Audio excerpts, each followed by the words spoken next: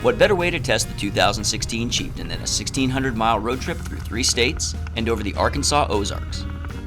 We hopped on in Austin, Texas and set our sights on Fayetteville for the 2015 Bikes, Blues, and Barbecue Rally Festival.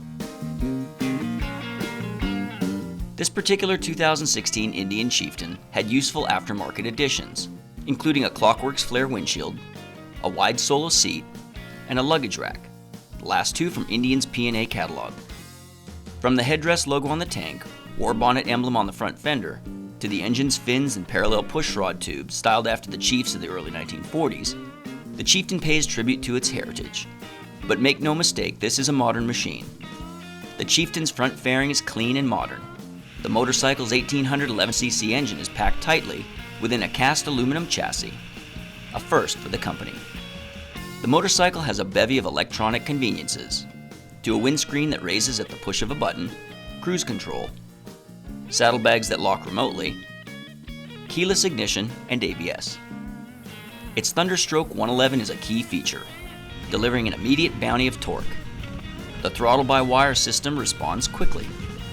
In our 2015 dyno test, the power plant put out 102.15 pound-feet at 3,000 RPM and 74.4 horsepower at 4,600 RPM. It reaches the 100 pound-foot plateau by 2,300 RPM and can run low in the RPM range with no problems picking back up. First gear will launch you to about 43 miles per hour before redlining at 5,600 RPM. Second gear will get you up to freeway speed. The Indian Chieftain will cruise comfortably at 80 all day long at an efficient 38.42 mpg. Little effort is required to initiate a turn because the front fairing doesn't inhibit steering, despite being fork mounted and cornering clearance is fairly ample. The fork rebounds quickly and can be a bit bouncy on rough roads, so the Chieftain needs a little bit of work at the bars to keep it online in tighter turns. With little pressure on the rear brake and friction on the clutch, the big bike is manageable at low speeds. Its center of gravity sits low, thanks in part to a laden 26-inch seat height. Add in the fact that the seat is fairly slim where it meets the tank, and planting 2 feet firmly on the ground is a fuss-free affair. Banging through the gears, the transmission's a little rough around the edges, first and second engaging hard and deliberate, but smooths out in the middle gears. In the braking department, you've got to really squeeze the right lever to get into the 300mm dual floating rotors of the front, as they're a tad soft.